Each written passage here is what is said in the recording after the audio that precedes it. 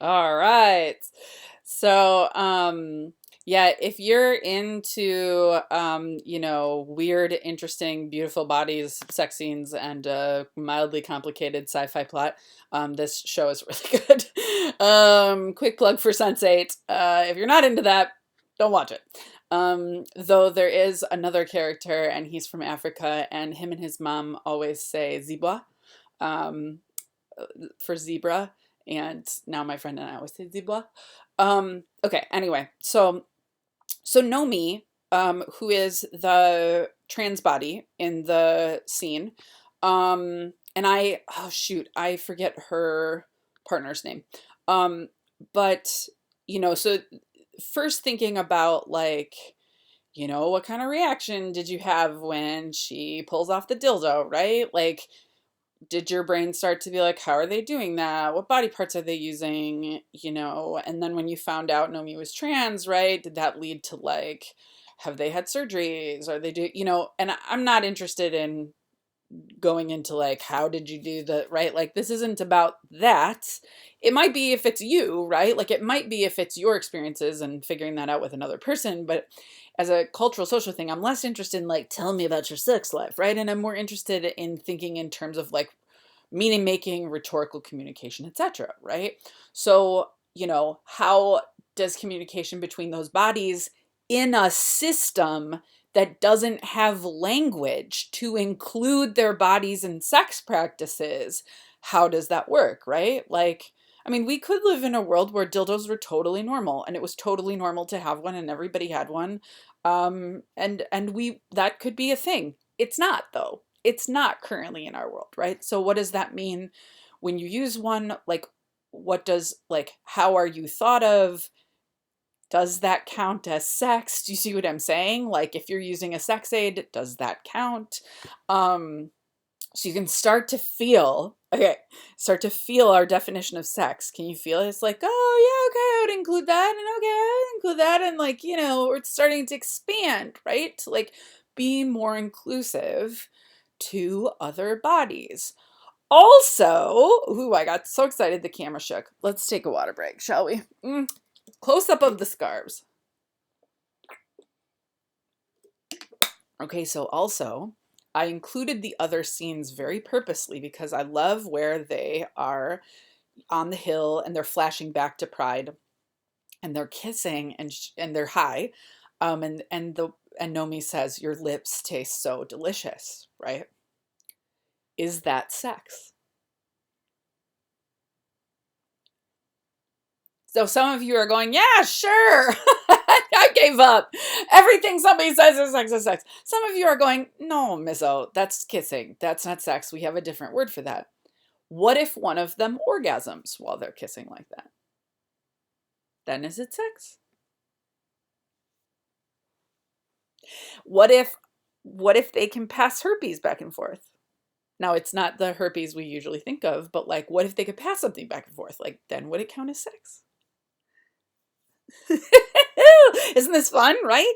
Um and then I love the interaction with the friends on this is the one I've been telling you about. And what I love about that is there we start to see why I'm spending time talking about this in my gender communication course, right? Like, how does someone's body and gender and sex that you are, identity, connect to like sexual practices, right? Like when she calls Nomi a man trying to colonize, like that is I don't I mean, maybe some of you are separating that and being like, that doesn't connect to sex life. But like for me, that is all tied together, right? Like how someone is perceived, identity. Like if you picture trans women as men, that is going to alter how they are allowed in your mind to have sex, right? Um, and we could do that with any kind of body, right? If you don't picture women as autonomous human beings, that is going to alter how they can have sex in our culture, right? Can women have a sexuality? Can women, and I'm using the term women really broadly, can can marginalized bodies have autonomous sexuality in a system that doesn't privilege their choices, bodies, and pleasures? Right? That's where we're going to go next. We're going to go into privilege, and then we're going to head to gendered violence, right? So I mean, like, if I'm trying to date someone and they are, and their idea of sex is their pleasure and their coming, maybe it's easy to say then they're a dick and I shouldn't date them, right?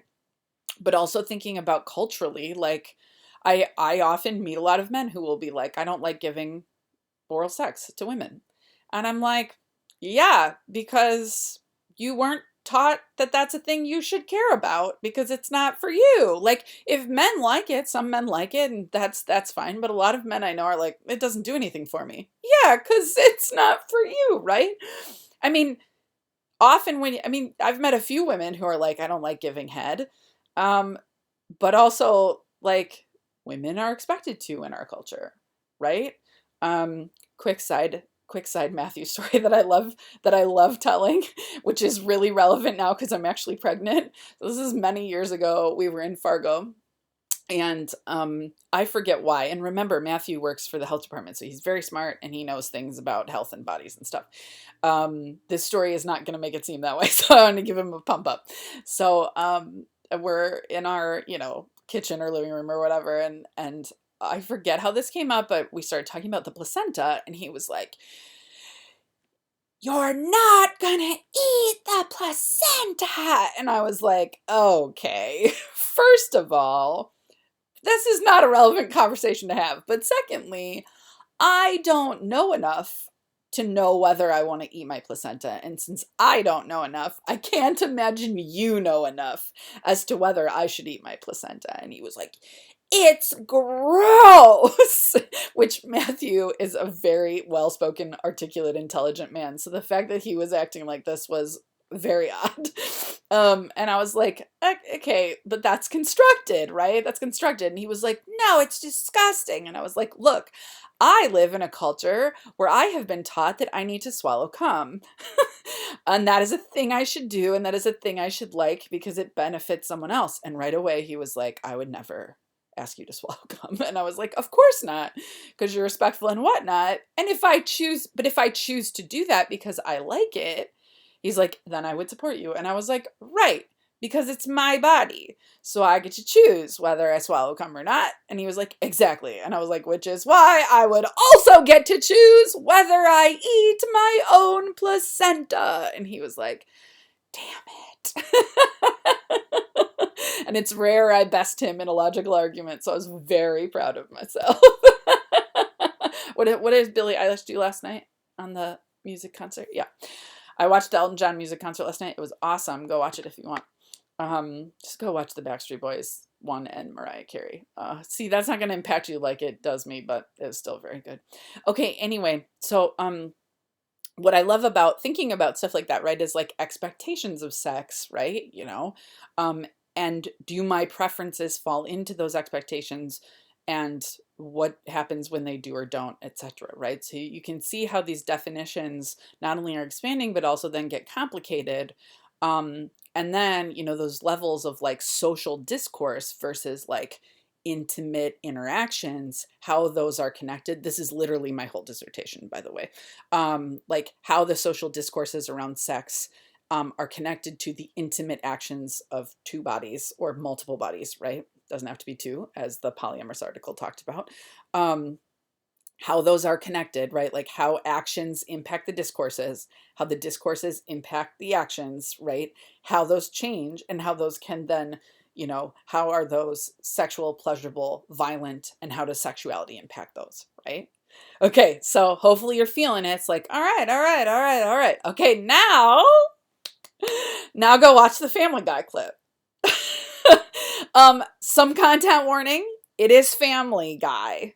So there are way off color jokes and very serious warning here at the end of the clip. So you could watch it, and then at the very end when it gets to when they shut off the light and it's Lois and Peter, she forces him to have sex. I'm going to spoil that for you.